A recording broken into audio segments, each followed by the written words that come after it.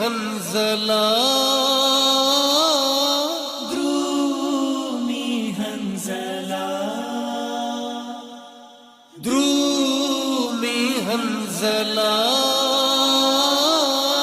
द्रुमी हंजला द्रुमी हंजला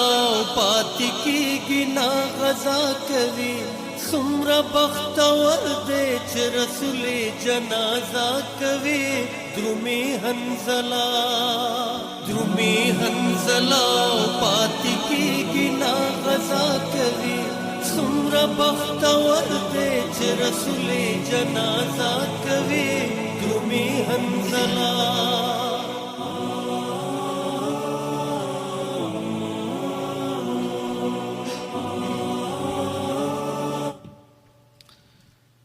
सूरह निसा पिंजम सिपारा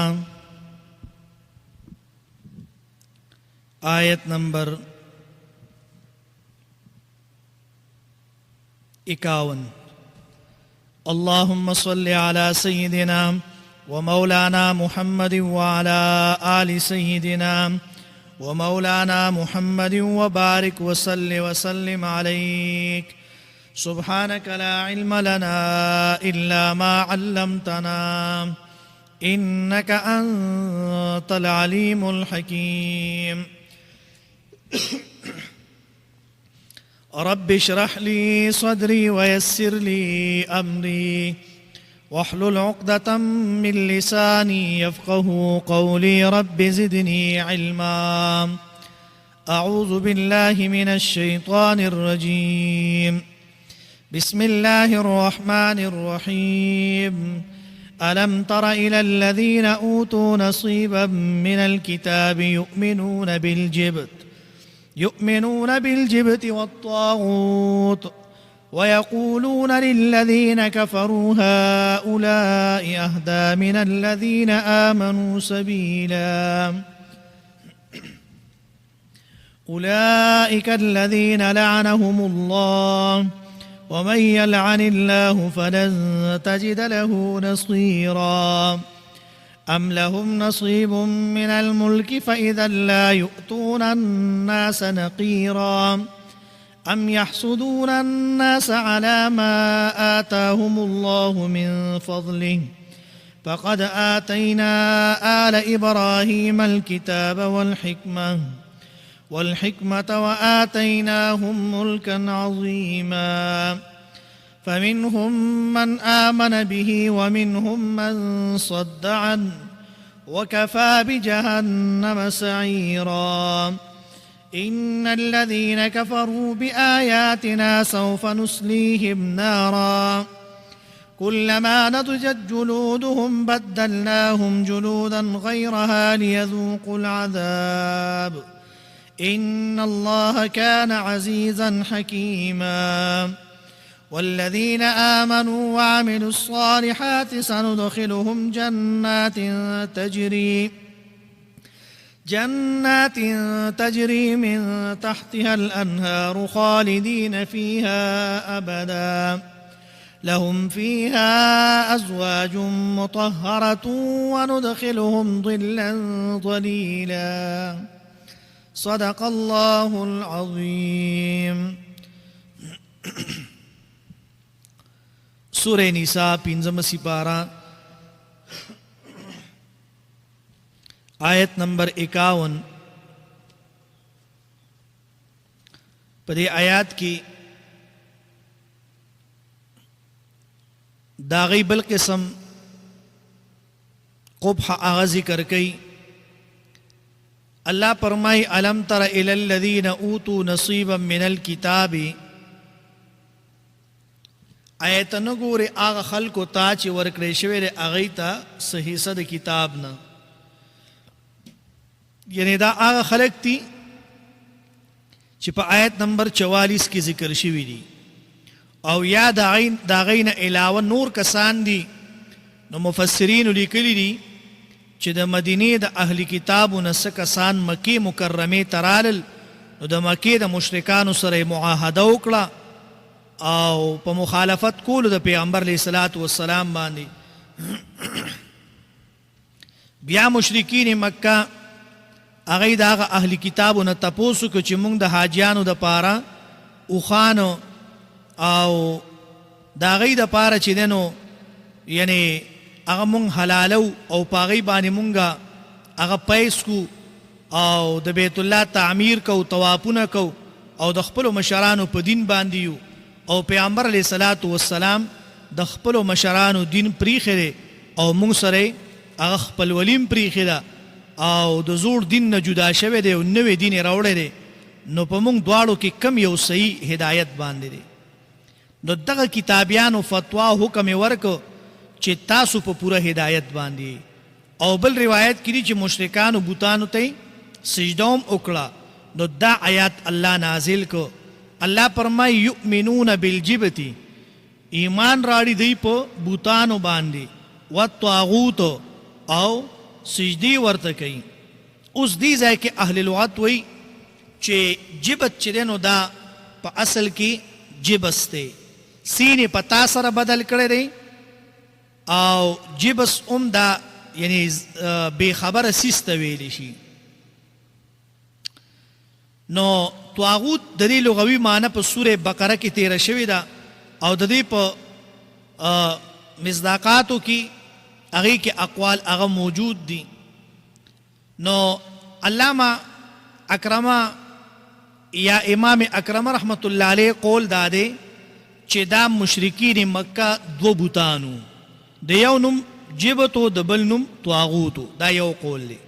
دویم قول د ابن عباس رضی الله عنهما دی هغه وایي چې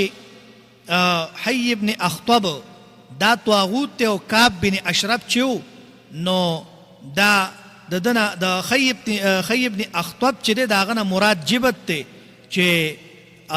هغه ته مراد دی او طاغوت چې د دینه مراد کعب بن اشرف ته او دا دواړه د يهوديانو غټ مولایانو نو جبت او طاغوت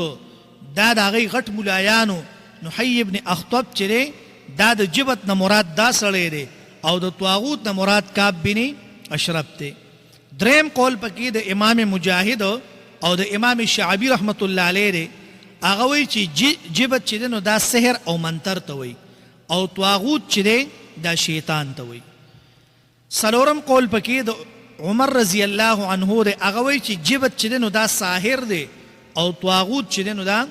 شیطان دی او پنځم قول پکې د سعید بن جبیر دی هغه وایي چې د جبت نه مراد ساحر دی او د طاغوت نه مراد کاهن دی او شپږم قول پکې د امام قتاده رحمت الله علیه دی هغه وایي چې د جبت نه مراد شیطان دی او د طاغوت نه مراد کاهن دی اوم قول پکې د امام مالک رحمت الله علیه دی هغه وایي چې د جبت نه مراد بوتان دی او د طاغوت یعنی هر هغه معبود چې من دون الله دی او دا قول چې د امام قرطبی رحمت الله علیه تفسیر قرطبی والا اغیم دا غوړه کړی دی اتم قول پکې د علامه آلوسی رحمت الله علیه تفسیر روح المعانی والا هغه وی چې جبت نه مراد بوتان دي او د طاغوت نه مراد د اغي منجوران دي دا غي نه به د خلکو تعبیرونه کول په دروغ سره د دې لپاره چې خلک گمراه کی او نهم قول پکې امام قرطبی او امام ابو حیان هغه ذکر کړی دی هغه وی چې په حدیث د ابو داود کې راغلی دي چې طرق یعنی عیافت دا جبت ته او طرق یعنی شړل د مارغانو سره هغه پال معلومول او عیافت د خط په ذریعه سره غیب معلومول دي یعنی څوک چې د علم غیب دعوه کوي نو هغه جبت دي او لسم قول پکې بعض مفسرینو کړی دی هغه وی چې د جبت نه مراد بوتان دي او د طاغوت نه مراد شیطانان دي چې کله به د بوتانو نه د دې سره یعنی خبرې به کولې دی سره نو دی به خیال کو چې پلانې بوت مونږ سره خبرې هغه وکړي او په دې ټول اقوالو کې دا ټول اقوال چې دي دا یو بل ته نږدې دي او په دې باندې په جبت او طاغوت باندې عقیده ساتل او سجدي ورته کول دا ټول شرک او کفر دی نو دا ښکاره دلیل دی چې يهوديانو دغه وخت د امیانو مشرکانو پشان هغه شرک کو ويقولون او وای للذین هؤلاء اهدا من الذین للذین کې د لام د پاره د خطاب نه دی بلکې د لام د پاره د تبلیغ دی تبلیغ ویل شي دیتا او یا په معنی د فی شانهم دی هؤلاء اشاره د مشرکین مکه ته اهدا کی معنی د غوروالی نه د مراد ځکه چې دی د مؤمنانو د پاره اس قسم هدایت نه مني او دا قول د دوی په ډیر حسد او عناد باندې دینا دی نو ويقولون ويل للذين كفروا كفروا چې مشرکان دي هؤلاء دا کفار د قریشو چې دي اهدا ډیر برابر دي من الذين دا کسان امنو چې ایمان راوړي اهدا امنو سبیلا ایمان راوړي د لاري یعنی نیغي نو دای وی چې دا برابر دي خو الله وی دا برابر نه دي بیا ورپسې مزدبات پرورو زنګاوا پرورو اولئک الذین دعا کسان دي نو دا تخویب ته او نتیجه د قبیح صفاتونو ده ځکه چې اولئک په دغه صفاتونو باندې دلالت کوي او په دې باندې عام لعنت دا په سوره احزاب آیت نمبر 61 کې ذکر دی الله فرمای اولئک الذین دعا کسان دي لعنهم الله چې لعنت لګره الله تعالی په دې باندې ومن يلعن الله فلن تجد له نصيرا په دې جمله کې ډیر تاکیدات دي او فرمای چې هیڅوک پر دې مددگار بنوي نو په دې کې اشاره ده چې دې مشرکین مکه چې دي نو په دغه قول سره دی رضا کوي لیکن هغه دی سره اس امداد نشي کولی او بیا ورپسې الله فرمای ام لهم نصیب من الملک فاذا لا يؤتون الناس نقیرا یعنی په دې کې بل قبیح صفت ذکر کوي او دا ام چې نو دا په معنا د بل سره دی دې ته بل منقطعه وي په دې کې انتقال دی یو کلام نه بل کلام ته او استفهام انکاری دی دا د عام نحویانو قول دی علامه ابن قتیده رحمت الله علیه اغوی چې دا ام دا خپل د ابتدا د استفهام د پار راځي په دې جمله کې رد په قول له يهوديانو باندې چې دوی بخپل مقتدیانو ته تسلی ورکوله چې نږدې ده چې بادشاہي به زموږ لاس ته راشي نو مراد د ملک نه چې دلته ملک نه مراد دنیوي بادشاہي ده یا دوی به دعوه کوله چې الله تعالی د خزانو اختیارات دا موږ لرا کړی شوي دي لکه څنګه د سوره اسراء په آیت نمبر 100 کې دي یا د ملک نه مراد دلته کې نبوت ته نو معلومه شوا چې د دې د پاره اس قسم اغا ملک چې نو دا نشته دی نو فرمای ام لهم نصیب من الملک فاذا لا يؤتون الناس نقیرا پدې کې د دې د بخل اغه صفت ذکر کړي الناس نه مراد عام خلق دي یا تینا مراد صحابه کرام او تابعداران د پیغمبر علیه الصلاۃ والسلام دي اوسم اغا خلق چې دی یعنی الله فرمای یعنی اوسم هغه خلق چې د يهودیت په طریقه باندې هغه چلیږي نو هغه کې دا صفت د بخل هغه پکې موجود دی صاحب د لباب فرمای چې الله تعالی د دې د بخل د دې د ملک د حصول نه هغه مانع ګرځولې دی نو دا دلیل دی چې بخل او بادشاہي دواړه دا نه جمع کیږي ځکه چې انقیاد د بل کس په سبب د احسان د هغه سره حاصلېږي نو فرمایي چې فاذا لا يؤتون الناس نقیرا او بیا چې نو دا بادشاہي چې دا پدری قسمه ده یو چې هغه بادشاہي ظاهری ده دا د بادشاہانو د پاره ده بل چې نو بادشاہي باطینی ده دا د علماو د پاره ده بل چې نو هغه بادشاہي ظاهری او باطینی دواړه ده دا د انبیای کرامو د پاره ده او د دې وجنه په انبیاء علیه الصلاۃ والسلام کې صفات د سخاوت او د شفقت چې دا په کې په طریقې د کمال سره هغه موجودو او پیغمبر علیه الصلاۃ والسلام چې خاتم النبیین دی په کې دا صفت په اکملی طریقې سره په طریقې اولا سره په کې دا موجودو نو فرمایي چې ام لهم نصیب من الملک فاذا لا يؤتون الناس ایشتر یهودو د پاره ایسه د بادشاہینا فاذا لا يؤتون الناس نو په دغه وخت چې ورنکی دی خلکو ته یعنی بنی اسماعیل د الناس نه مراد بنی اسماعیل دی نقیرن دی او پستکی برابر ورنکی ام یحسدون الناس اوس ورپسې آیات چې آیت نمبر 54 پدې کې بل صفت قبیحه ذکر کړي ام دا لپس چې دې سره یعنی دا ام سره ام لفظ سره انتقال دی د یو صفت قبیحه نه چې هغه بخل دی بل صفت قبیحه ته چې هغه څه شی دی حسد دی نو هغه څه ډېر بد دی چې په هغې کې تمنا د زوال د نعمت د الله تعالی د بل چانه او د دې تفصیل په سورې بقره کې تیر شوی دی او په سورې فلق کې به هم انشاءالله راځي فرمای ام یحسدون الناس دلته تفسیر قرطبی د حسد بعضی قباحات هغه ذکر کړي دي او د هغې نه بعضې دا دي چې د حسد چې دی دا مضموم دی دا ډېر بد شی دی او حسد چې دی دا مضموم دی خو صاحب د حسد چې دی ګورې دا مغموم دی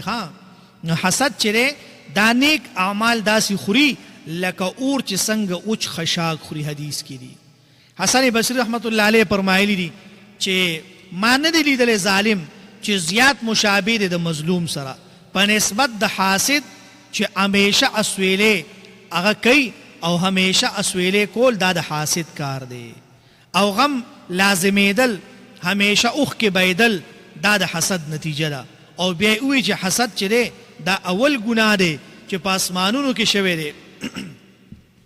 چا کړی دی ابلیس کړی دی آدم علیه السلام سره او په ځمکه باندې اوله ګناه شوې ده چا کړې ده قابیل د حابیل سره حسد کړو نو الناس نه مراد پیغمبر علیه السلام دی پیغمبر علیه السلام دی او د فضل نه مراد الله فرمای علامه آتاهم الله یعنی د الناس نه مراد پیغمبر دی او د من فضله نه مراد چې دی انو یعنی پیغمبر علیه السلام ختم نبوت دی او داغه ډیر کمالات او فضایل بشریه چې هغه په قرآن او سنت کې ذکر دي او پای کې تحلیل د ډیرو بیبیانو داخل دی ځکه د امت د پاره څلور ښځې چې دي انو دا الله پرس کړي دي او د پیغمبر د پاره چې دي د څلورو نه سیوا وي صحابه کرام بیا د هغه تابعداران دي هغوی هم الله ډیر فضیلتونه ورکړي دي او خطاب یې ورته کړی امتا وسطا یا خیر امت سره او د الناس نه مراد عرب دي چې الله تعالی په هغوی کې اخیری نبی هغه راولیږو او نبوت بنی اسرائیلو نه چاته ورکو بنی اسماعیلو ته یې ورکو الله فرمایي فقد آتینا آل ابراهیم الکتاب والحکمة نو پرې فقد آتینا کې دا فا چې دا فصیحیه تعلیلیه ده یعنی په شرط پټ باندې دلالت کوي یعنی که چرې دوی حسد کوي نو ډیر په خطایي کې دي آل ابراهیم کې موسی داود علیه السلام عیسی علیه السلام نور انبیا د بنی اسرائیلو دا ټول پکې داخل دي او هغوی له الله تعالی تورات زبور انجیل کتابونه او نور صحیفې ورکړي دي او والحکمت نه مراد نبوت دی یا علم دی یا د اسرارو د کتاب د الله تعالی چې هغې ته څه ویلی شي احادیث ویلی شي الله فرمایي وآتیناهم ملکا عظیما اشاره ده یعنی بادشاہی د یوسف علیه السلام ته بادشاہی د داود علیه السلام ته او حسد ګوره ډېر بد شی دی د حسد د وجې تا ته دا دوره نقصانات چې رارسي انسان ته دا د حسد نه رارسي یوسف علیه السلام سره رونو حسد یې ورسره وکړو څه چلې وکړو کوهي ته یې لړه کړو 12مه سپاره پای کې به ذکر راځي هلته کې د یوسف علیه السلام هغه ذکر کوي رونو ورسره حسد وکړو د حسد د وجې نه چې دی نو یوسف علیه السلام هغه چې دی نو سی وکړو پلار ته یې ووایي چې ای پلاره ته مونږ سره دی ولیږه او مونږ به د حفاظت کوو مونږ به داسې کوو مونږ به داسې کوو او چې ورسره یې ولیږه نو هغه یې څه چل کړو کوهي ته یې لړه کړو ولی بیا یوسف علیه السلام هلته به اوږده واقعه دا به راځي چې هغه خوب یې ولیده او بیا چې دی نو ورته یې ومې پلار چې دې ته مه وایه دې خپلو وروڼو ته او هغه ورته وویې قال قائل منهم یعنی قال قائل منهم لا تقتلوا يوسف والقوه في غيابة الجب يلتقطه بغض السيارة ان كنتم فاعلين نو دې ټولو خبرې نو هلته به راځي الله فرمایي یوسف علیه السلام داود علیه السلام سلیمان علیه السلام ته او دا شان الله دې له ډېرې بیبیانې حلالې کړې وي نو حاصل دا دی چې تاسو د آخري نبي او د هغه د صحابه کرامو سره ولې حسد کوئ د دې قسم فضیلتونه خو ستاسو مشرانو ته ورکړی شوي دي چې دغه ستاسو مشرانو که نه انبیای کرام او یا دا چې دا نعمتونه ستاسو په نیز د حسد کولو اسباب دي نو بیا خو د خپلو مشرانو پیغمبرانو سره هم تاسو حسد وکئ او بیا ورپسې آیات کې الله فرمایي فمنهم من آمن به ومنهم من صد عن. نو پدې کې د دوی د مشرانو د احوالو ذکر دی په طریقې د الزام سره په کشرانو باندې، یعنی که په دغه نعمتونو باندې حسد کول ښه کار وي نو ستاسو بعضې مشرانو په هغه مخکینو انبیاو باندې بیا ولې ایمان ناړو کړی به و که نه ای سره به حسد کړو. نو فمنهم من آمن به ضمیر هغې ته راجع دی چې ورکړی شو آل د ابراهیم ته، او دغه شان په آیات کې اخیری پیغمبر علیه صلات وسلام ته تسلی ورکول مقصود دی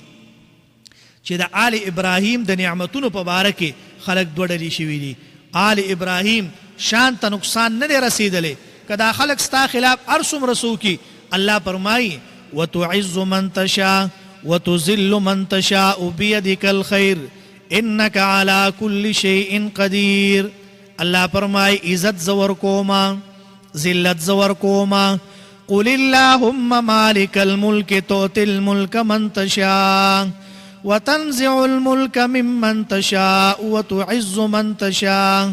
وتذل من تشاء بيدك الخير. الله فرمای عزت زور کوما ذلت زور کوما، کدا ټول دنیا راجم شي تا ته بیزتی در کول غواړي نشي در کولې، نو دی نقصان نو رسوله. اے پیغمبر علیہ الصلوۃ والسلام ستا په باره کې د خلک دوه ډلې شوي دي، خو الله فرمایي تا ته نقصان نشي در کولی، بلکې څوک چې مخالفت کوي د هغوی دپاره بیا جهنم ما تیار کړی دی. ومنهم من صد عن، صد دا لازمي راځي یعنی مخ ګرځول یا منع کول نور خلک د ایمان نه. دلته اوله معنا مراد ده چې مخ ګرځول دي. الله فرمایي وکفا بجهنم سعیرا، سعیر په اصل کې لمبي وهلو ته یا لمبکولو ته یا سوزولو ته اور بلولو ته ویلی شي، او دلته په معنی د مفعول سره دی، یعنی جهنم مسعر یا په معنی د مصدر سره دی په حذف د مضاف سره، یعنی کفا بسعیر جهنم. او سعیر چې دا تمیز د لفظ د کفا کې اشاره ده که چېرې د دې خلکو نه د دنیا بعضې عذاب واړولی شي نو اور د جهنم ورله چې دی هغه کافي دی. ماده د سعر، سعیر، سعر سین عین را، دا په قرآن کریم کې 19 پیرې راغلی ده، دا یاد ساتئ. 19 پیرې په دریو طریقو سره ذکر ده. اول په طریقې د فعل سره په سورة تکویر آیت نمبر 12 کې برازي سعرت، او دویم په طریقې د لفظ السعیر معرفه یا سعیر نکره، په دې کې دا نوم د جهنم او صفت د اور دی. او دریم په طریقې د لفظ د سعر، دا جمع ده یا مصدر دی، په سورة قمر آیت نمبر 24 او 27 کې برازي. بیا ورپسې آیات کې الله فرمایي ان الذين كفروا بآياتنا سوف نصليهم نارا. دا تخویف اخروی دی رستو د زجر د قبایحو ذکر کولونه په یهودیانو باندې. صاحب د لباب وی چې لفظ د آیات کې هر هغه څیز داخل دی چې هغه دلالت کوي په ذات، صفات، افعال او اسماء د الله تعالی او ملائکه او کتابونو نازل کړي شو رسولانو باندې. او کفر عام دی که په طریقې د انکار سره وي یا په طریقې د نظر سره وي یا د فکر سره وي، څوک فکر نه کوي تا یا شکوک شبهات اچولو سره وي، دا ټول تینا مراد دي. سوفا نو فرمایي چې یعنی زرد چې داخل بکو مونږ دی لره، دا د تخویب د پاره ذکر کیږي. او حرف د سین کله کله داغې نه نائب وي، لکه سأصلیه سقر، په دې کې د نږدېوالي یا د لرېوالي فرق ملحوظ نه وي. او بل ځای الله فرمایي ولسوف یعطیک ربک فترضا. نو مخکې ځایونه کې بیا د دې اصل چې دی نو د تفصیل برازي. او نسلیهم، نو نسلیهم دا اصلا کې د دخول سره دا معنی د سوزولو او د ریتولو نه ماخوذ شوی ده. الله فرمایي او به سوزو مونږ دی په څه سره؟ په اور د جهنم سره. کلما نضجت جلودهم بدلناهم. علامه آلوسی وی چې معنی دا ده چې هر سوځېدلې سرمنې د په ځای به بله سرمن هغه به ورکو، لیکن دا به په صورت د هغې کې وي، بدله به وي، خو اصل ماده به یې یوه وي.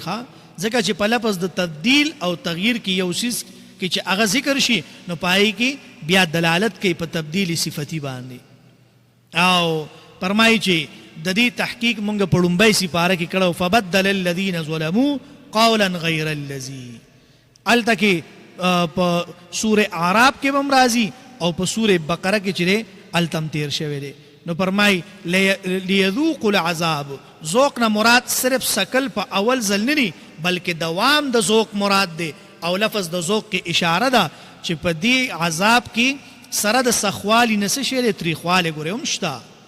یعنی تریخوالی پکې هم شته، صرف دا نه ده. ان الله کان عزیزا حکیما، دا د ما قبل د پاره علت دی. په داسې طریقې سره په عذاب ورکولو باندې الله قادر او غالب دی. او حکیمن د دفع د یو تعجب د پاره دی، یعنی که څوک د الله تعالی د صفت کریم او رحیم نه تعجب وکړي چې کمزوري بنده له ولې داسې عذاب ورکوي، نو جواب وشو چې سره د رحم او کرم نه حکیم دی.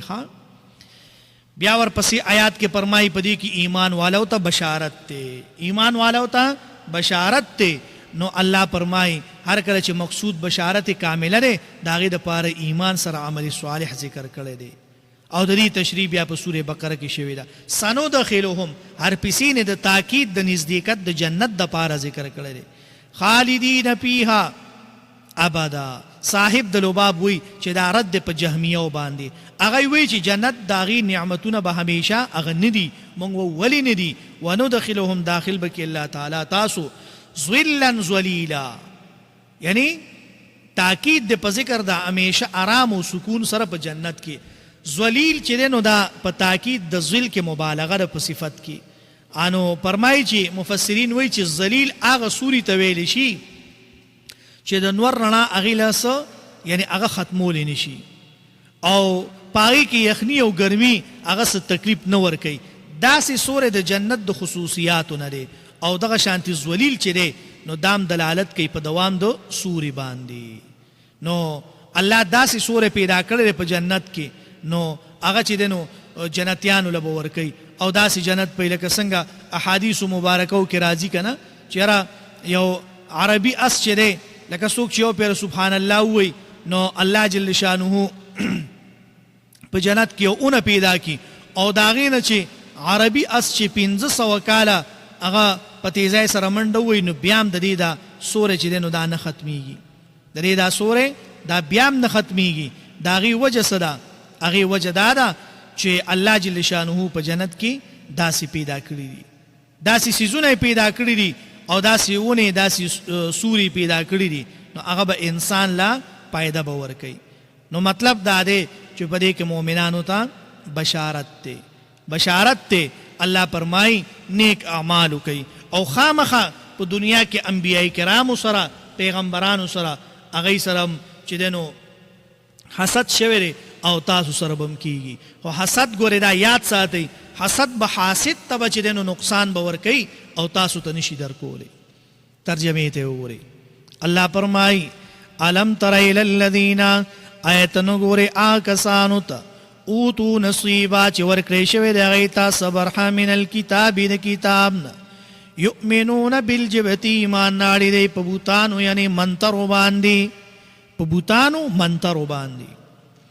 والطاغوت په شیطانانو باندې، ویقولون الله فرمایي وی للذین په باره دا کسانو کې کفرو چې کفر کړی دی هؤلاء دا خلق اهدا من الذین یعنی زیات رسیدون کی دی دا کسانو نه آمنو سبیلا چې ایمان راوړی حق لارې ته. اولئک الذین الله فرمایي دا کسان دي لعنهم الله چې لعنت کړی په دوی باندې الله. ومن یلعن الله او څوک چې لعنت یعنی هغه څوک چې لعنت پې وکړي الله فلن تجدانو اچرې به ونه مومې ته له د هغه دپاره نصیرا څوک مددګار. ام لهم نصیب من الملک آیشتر دوی دپاره سیسا د بادشاهۍ نه فاذا لا یؤتون الناس پس په دغه وخت کې وربنه کی خلکو ته نقیرا په اندازې د داغ د کجوري. ام یحسدون الناس الله فرمای آی حسد کوي دی خلکو سره علامه په هغه څه باندې آتاهم الله چې ورکړي دی ته الله من فضله د فضل خپلنا. لکه نن الله چاله عزت ورکي بل سړی وایي چې دا خلک ولې د دې عزت کوي، دله ولې چې دی نو الله تعالی دومره عزت ورکړی دی، دا خو الله ورکړی دی. الله فرمای قل اللهم مالک الملک تؤتی الملک من تشاء، چاله رچی ورکما یعنی اغواړما چاله ورکم بادشاہی چاله عزت او بادشاہي ورکوم وتعز من تشاء یعنی چاله ر عزت ورکوم وتذل من تشاء الله فرمای چاله ر یعنی بیزتی ورکوما چاله بیزتی ورکوم چاله چې دینو هغه بیزت کوم او چاله ر عزت ورکوم نو فرمای فقد آتینا یقینا ورکړو مونږه آل ابراهیم آل ابراهیم علیہ السلام تا الکتابا کتاب والحکمت پو پدین کی بنو اسماعیل ترالا و آتیناهم او ورکړو مونږ دیتا ملکن عظیما بادشاہی ډیر لویا فمنهم من آمنا او باز د دین هغه څوک دي چې ایمان اورلې به پا کتابونو باندې ومنهم باز د دین من هغه څوک دي صد عنه چې من شو دا غینا وکفا بجهنم کافی د دوزخ سعیرا بلکړې شوی ان الذين بشک آکسان کفروا چې کفر کړي به آیاتنا پایاتونو زمون باندې سو پا زردا نسلیم داخل بکوم دوی د پارا نارن اورتا کلما نضجت هر کله چې اسوځي جلودهم سرمنه دلی وبدلناهم بدل بکوم غریتا جلودا سرمنه غیرها نور ليذوقوا العذاب د پار چې اسکی عذاب ان الله بشک الله تعالی کان عزیزا زورور حکیما حکمت والا والذین آمنوا آکسان چې ایمان نوړلې وعملوا الصالحات عملنا کینیک سندخلهم الله فرمای زر د داخل بکوم دوی د پارا جنات داس جنتون تا تجری چې بهیږي با من تحتها الانهار یعنی لاندې د ونو داغینه نهرونه خالدین همیشه بوي فيها پای کې ابدا همیشه د پارا لهم فيها او بدی د پارا پر جنت کې ازواج بیبیانی مطهره پاکی بی الله فرمای داسی بیبیانی بد اخلاق بنی یعنی بد اخلاق بنی خیسته مزاج والا بی منون کی بی او تابدارانی بی وندخلهم الله وی داخل بکم دوی د پارا ظلن یعنی سوری ظلیلن د همیشه راحت صدق الله العظیم آمین الحمد لله رب العالمین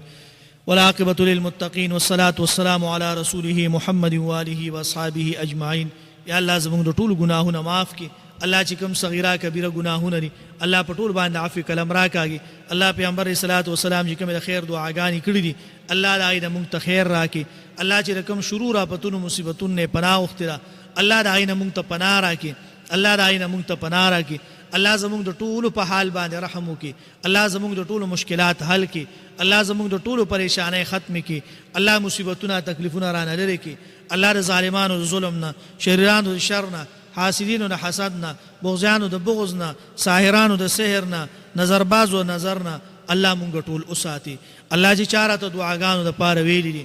الله دا ټول چې څه قسم ضرورت دي که څوک بیماران دي الله دا ټول بیماری ختم کړي الله که چانی ویلیم څوک بیمارانی الله د ټولو بیماری ختم کړي الله مصیبتونه تکلیفونه تنه لري کړي بعضی کسان راته دعا لپاره وي خو زما په ذهن کې ګوري ښا هغه وي تاسو مونږ ته په نوم سره دعا وکړي نو تاسو خو ډیر خلک وي نو چا ته مونږ په نوم سره دعا کو خو یاد راته ټول یو زما په ذهن کې الله زما په ذهن باندې عالم دی بل زما یو شاګرد دی معشوم دی بل یو مدرسه کې سبق وي اسلام خان په لچرته هغه پلار ما ته اکثر بازار کې وي چې هغه دعا راته وکړي یو قاسم دی او بل روریم داس خنوم دی رانو سیر دی نو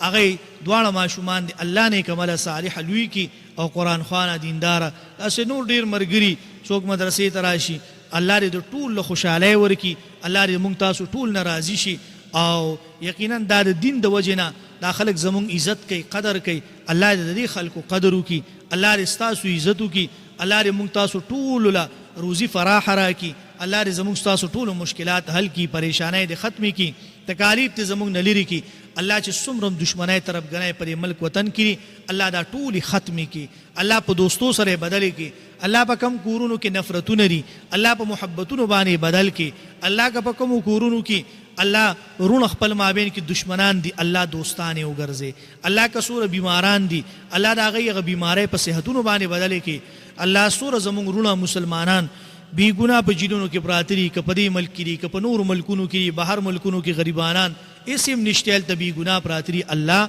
د هغه ټولو د هغوی د رهایي اسباب برابر کړي. الله د ټولو د رهایي اسباب برابر کړي. زمونږ ټول نه ته راضي شي، الله زمونږ نه داسې راضي شي چې الله چریم زمونږ نه ناراضه مه شي. الله زمونږ د ټولو الله چې څه قسم ضروریات دي الله مونږ ټول نه ته رضا شي. الله دا لږ د دین خدمت الله پرې باندې ته مونږ له ډېر سره کړي. الله خپله رضا مونږ ټول ته نصیب کړي.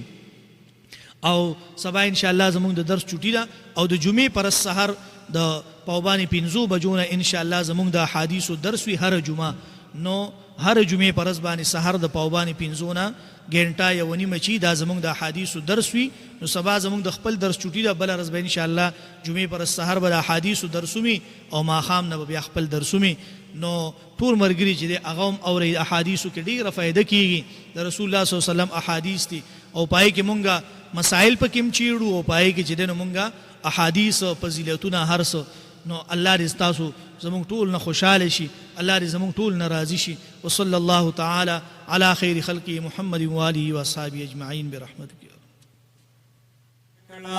دا دې د جانان کله ډېر یې دې دنو نکړه دغه د کجرو غټ سخ کلی باغونه دي، سخ کلی باغونه دي. ونو دغه د کجرو غټ سخ کلی باغونه دي، سخ کلی باغونه دي. او دا د مدینې د باغ سخ کلی ګلونه